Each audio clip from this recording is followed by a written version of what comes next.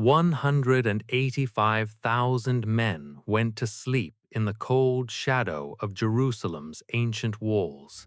This was the army of Assyria, the most ruthless, high-tech, and undefeated military superpower on the face of the earth. They had never lost a single campaign, not once. By sunrise, not one of those 185,000 men was breathing.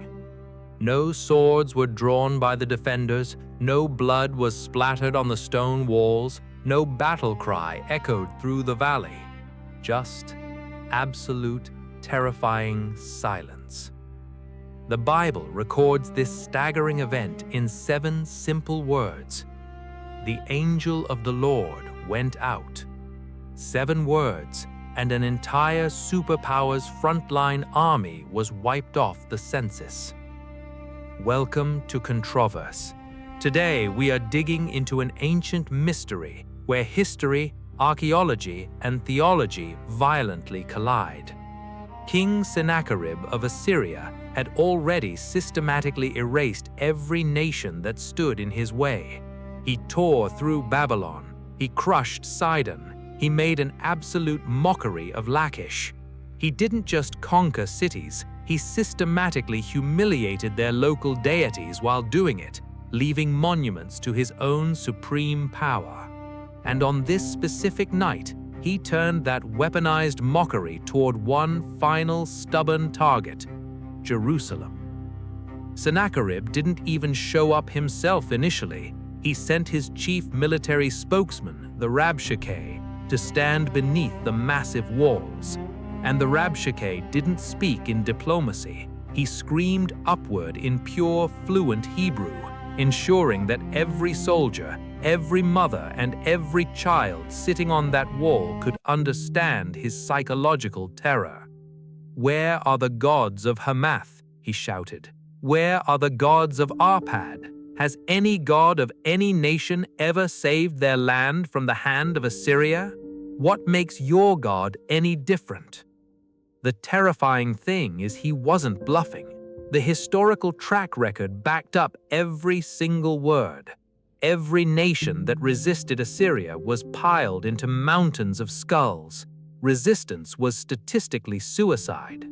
But King Hezekiah did something that made absolutely no military sense. He looked at his terrified gods and said, "Say nothing. Do not respond." Instead, he took the threatening letter, walked completely alone into the dark temple, laid the document flat on the floor before the Almighty, and prayed. And that very night, the angel moved. Now here is where the history gets dark and highly controversial, because 3 entirely separate ancient sources describe this exact military disaster, and none of them agree on the logistics. The biblical text insists it was the angel of the Lord, a single supernatural entity executing judgment in the pitch black. But the Greek secular historian Herodotus recorded a wildly different version. He claims the Assyrian army was incapacitated because an army of field mice swarmed the camp overnight, chewing through their leather bowstrings and shield straps, leaving them defenseless. Mice. The father of history claimed it was mice. Meanwhile, the ancient Babylonian historian Berosus recorded a massive, fast-moving supernatural plague that liquefied the lungs of the soldiers in a single night. So what actually happened? Was it a literal destroying angel, a highly precise divine plague, or an event so far outside human categorization that every historian who stumbled across the records scrambled to translate it into words their minds could handle? Here is what we know for an absolute fact, and this is the part that should give you chills. In the British Museum sits the Taylor Prism. It is a 6-sided clay artifact inscribed in 691 BC by Sennacherib's personal scribes. It is his official war diary.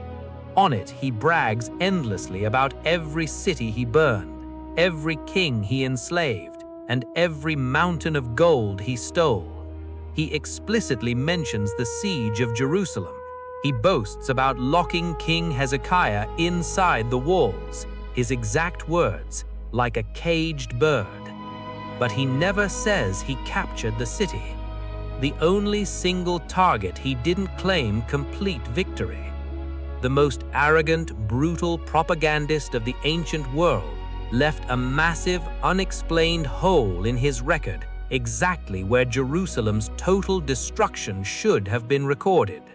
He marched a massive army to the gate, bragged about trapping the king, and then, nothing. He went home empty-handed. Ask yourself this brutal question: was this divine justice or absolute overkill?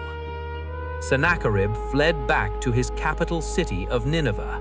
He never set foot in Judah again, and years later, while he was kneeling in worship inside the temple of his god Nisroch, his own sons walked up behind him and executed him, his own blood, his own house.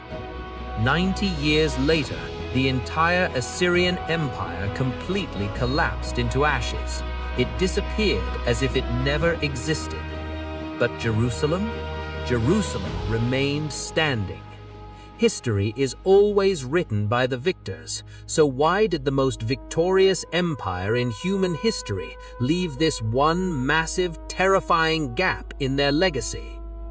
Drop your theories below. Was it an angel, a weaponized plague, or did history cover up something far more unsettling? Subscribe to Controverse. The deeper we dig, the darker it gets.